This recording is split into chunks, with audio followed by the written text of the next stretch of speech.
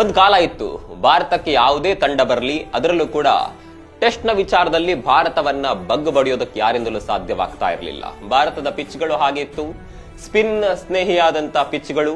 ಭಾರತೀಯರು ಇದರಲ್ಲಿ ಸುಲಭವಾಗಿ ಗೆಲ್ತಾ ಇದ್ರು. ಹಾಗಾಗಿ ಯಾವುದೇ ತಂಡ ಭಾರತಕ್ಕೆ ಬರಲಿ, ಗೆಲ್ಲೋದು ಅಸಾಧ್ಯವಾಗಿತ್ತು.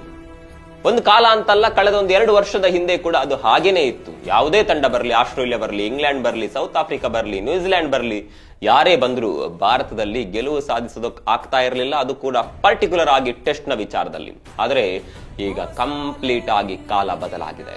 ಭಾರತದಲ್ಲಿ ಭಾರತ ತಂಡವೇ ಪರದಾಡ್ತಾ ಇದೆ. ರನ್ ಗಳಿಸೋದಕ್ಕಾಗ್ತಾ ಇಲ್ಲ, ವಿಕೆಟ್ ತೆಗೆಯೋದಕ್ಕಾಗ್ತಾ ಇಲ್ಲ. ಆದರೆ ಮತ್ತೊಂದು ಕಡೆಯಲ್ಲಿ ವಿದೇಶದಿಂದ ಬಂದಂತ ತಂಡಗಳು ಭಾರತದಲ್ಲಿ ಒಳ್ಳೆ ಪ್ರದರ್ಶನವನ್ನ ಕೊಡ್ತಾ ಇದ್ದಾರೆ.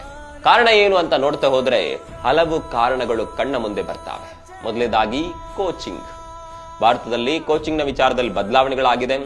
ರವಿಶಾಸ್ತ್ರಿ ಭಾರತದ ಟೆಸ್ಟ್ ತಂಡವನ್ನ ಒಂದು ಹಂತಕ್ಕೆ ತೆಗೆದುಕೊಂಡು ಬಂದಿದ್ರು, ಅದನ್ನ ಮುಂದುವರಿಸಿಕೊಂಡು ಹೋಗಿದ್ದು ರಾಹುಲ್ ದ್ರಾವಿಡ್. ಆದ್ರೆ ಸದ್ಯ ಗೌತಮ್ ಗಂಭೀರ್ ಇನ್ನೂ ಕೂಡ T20ಯ ಮನಸ್ಥಿತಿಯಲ್ಲೇ ಇದ್ದಾರೆ ಎನ್ನುವಂತ ಆರೋಪಗಳಿದೆ. ಮತ್ತೊಂದು ಕಡೆ ಭಾರತ ತಂಡ ಇತ್ತೀಚೆಗೆ ಚುಟುಕು ಫಾರ್ಮೆಟ್ಗೆ ಹೆಚ್ಚಾಗಿ ಫೋಕಸ್ ಮಾಡ್ತಾ ಇದೆ. ಹೀಗಾಗಿ ಟೆಸ್ಟ್ ನಲ್ಲಿ ಭಾರತದ ಆಟಗಾರರಿಗೆ ಆಡೋದಕ್ಕಾಗ್ತಾ ಇಲ್ಲ ಅನ್ನುವಂತ ಮಾತುಗಳು. ಇನ್ನೊಂದು ಕಡೆಯಲ್ಲಿ ಟೆಸ್ಟ್ ತಂಡದಲ್ಲಿ ಟೆಸ್ಟ್ ಆಡುವಂತ ಆಟಗಾರರೇ ಇಲ್ಲ. ಬೇಕಾಗಿದ್ದಂತ ಆಟಗಾರರನ್ನ ಬೆಂಚ್ ಮೇಲೆ ಕೂರಿಸಿದ್ದಾರೆ. ಕೆಲವೊಬ್ರು ಆ ಆಟಗಾರರನ್ನ ಒತ್ತಡ ಹಾಕಿ ನಿವೃತ್ತಿ ಮಾಡಿಸಿದ್ದಾರೆ.